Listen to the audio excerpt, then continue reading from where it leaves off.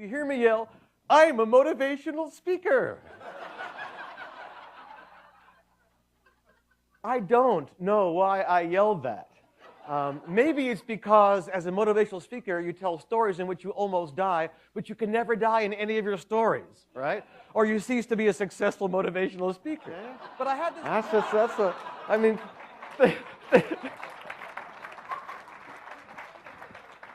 Well, think about it, right?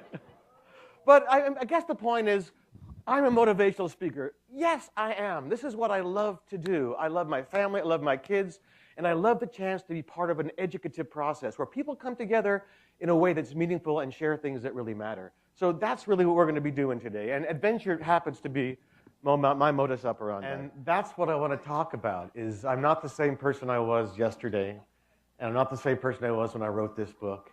And that's change. And change is this incredible thing that we travel through, whether organizationally or personally. I personally feel we're in the midst of this enormous change societally that's going to shake us to our very roots. You know, we're already on this journey.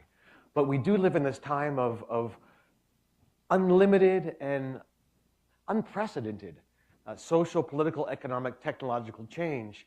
And you guys are a huge part of that at Microsoft. You guys, in many ways, have helped to create that. If not you personally, the tribe to which you belong. I want to speak about that because in the old days, it was just people like myself who were adventurers who set out to discover unknown territories and had to deal with unforeseen outcomes and terra incognita. But the irony is that, like it or not, if you're alive in this world today, adventurers come to you. Welcome to my world. But you are no longer the same. And that's the key. We cannot keep doing the thing we used to do in a changing environment and have the success that we once had. So all of this, as harsh as it might be, is an enormous gift. And what we're going to talk about today is the ways to move through. Because to be alive is to live on the edge. To be alive is to feel your pulse coursing through your body. Whether you win or lose, and having left before you looked, you get that gift of aliveness. And Campbell talked about that. He said, the meaning of life is not to find meaning. The meaning of life is to be as alive as we possibly can, to be optimally alive. And so when you leap before you look, by definition, you are successful. It's only in the not leaping, in the hunkering down, and remaining in fear that we go nowhere at all. We can't afford to do that. So I want to play. That's the first step. And I want to invite you guys to play as well. You know, we often hear motivational talks. We get a variety of information and we find ourselves nodding our heads and saying, yeah, that makes sense, or I get that, or that I feel that somewhere. It resonates with me at some level. The question is, how do we apply it? How do we make a difference? How do we really take that and say, all right, so what am I going to do with this head nodding that I'm doing, and say, how do I apply this? So we're going to get to do that with you guys a little bit. Building that foundation of trust and connection is really where it starts. If you want to really address conflict within an organization and not have that false harmony and avoid conflict, having that foundation of trust is where it starts. And really what we have found the best way to do that is for people like we do here, and like Jeff has been doing, for people to share their stories. Challenge seeker. Yeah, looking for the challenge, actually seeking it out. Where's the unknown? What's around the corner? I don't know. I'm going to go find it. Absolutely fantastic. All right. So what's going to happen now is we're going to give you guys an opportunity to coach each other and guide each other into a deeper understanding for yourself of what one of these two steps means to you and how you might apply it in your business, in your work, in your life. Who here has ever had the experience where in part of a conversation somebody's asking you the right questions and it goes deeper and deeper until finally you actually find yourself surprised that the words are coming out of your mouth of what you believe and what you feel. They guide you to a place where you say something and you go, wow, I didn't know that that's really how I felt about this until you guided me there. Who's ever had that experience? Okay, great. We're going to have that experience again right now. Find a partner that you're going to dialogue with.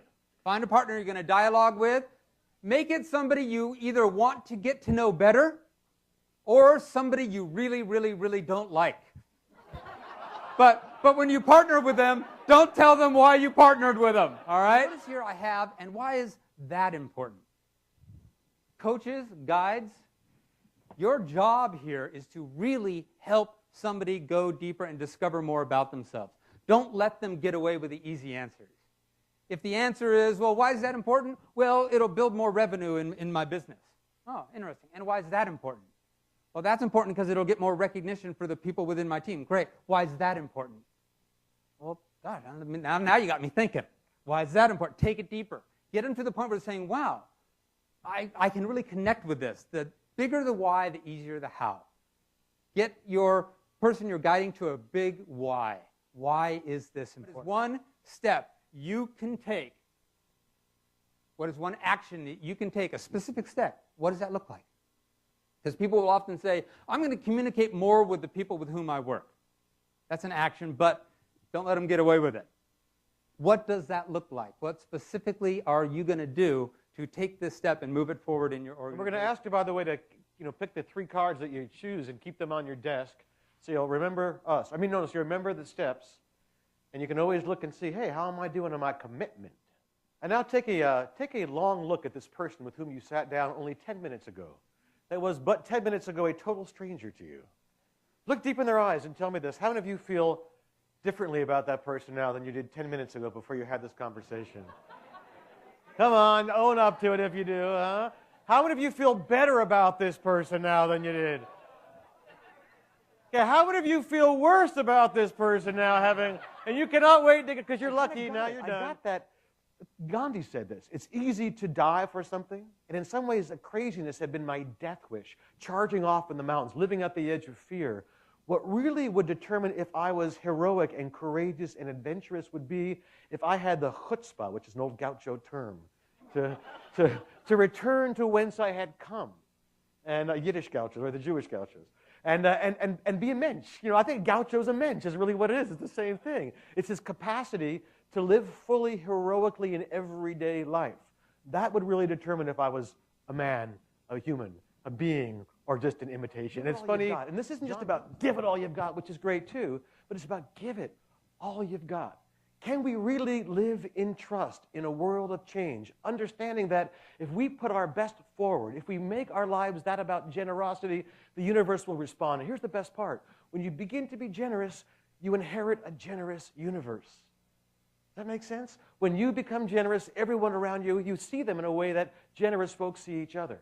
And you become the recipient of generosity. And that's the whole thing about synergy being more in its composite parts. It's simply a very basic law. When you give all you've got with a generosity of spirit, you discover you have so much more than you ever had to begin with. It's a strange kind of irony, but I think it's key in this time of change, that we don't hunker in the bunker, grab with closed fists and say, this is mine. We'll all starve to death. But in that capacity of working together with a sense of giving, we wind up discovering the riches that we all have to share, which far exceed what any of us possess. So that's the next step. I look up, big horse, big guy, and the guy looks at me and says, you are not from here. No, usted no es de aquí. I go, no, I'm not de aquí. I'm from Jersey. He says, but you have come to find the meaning of life. And how far do we have to go to learn something which perhaps we all know in our hearts anyway, but we're just too much of a hurry to ever really consider that maybe, and it's very hard for an adventurer to say this, but I say with all my heart, there is nowhere to go. Mary Rose asked me about my latest adventures. Well, this is it, Being fully alive is the adventure. And there's nothing to do except for that business we have of making the world better for other people, because to be of service seems to me the biggest adventure of all. So that's keeping on our bearing when the things are really, really rough in our life, to reach out to someone else, to connect with someone else, to realize who the end user is, to recognize that our interactions are not about making the next Windows 8 or 9 or 10 as much as they're about the interactions we have every single day with the people in our lives, because that's where it really comes down. But ultimately, remember, really building camaraderie and deep relationships on a team is not a matter of time, it's a matter of courage. Having the courage to be vulnerable and ask others to be vulnerable as well. Some people may not want to initially go there. Trust me, they are yearning to go there. They're yearning to be guided in a way that really brings them to a place of feeling a connection and a relationship. They may not know how to get there. You may need to be the guide. So keep having those conversations. They're powerful. All right. And thank you for playing with me this afternoon. And I'm going to turn it back over to Jeff to wrap it up. Thank you. Chess Edwards, ladies and gentlemen.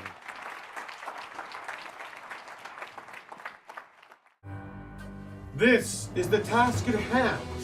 This is the challenge at this momentous turn in our history. This is how we make the work we do make a difference. This is what gives us and our organization the adventure advantage. Thank you very much. Thank you. Thank you.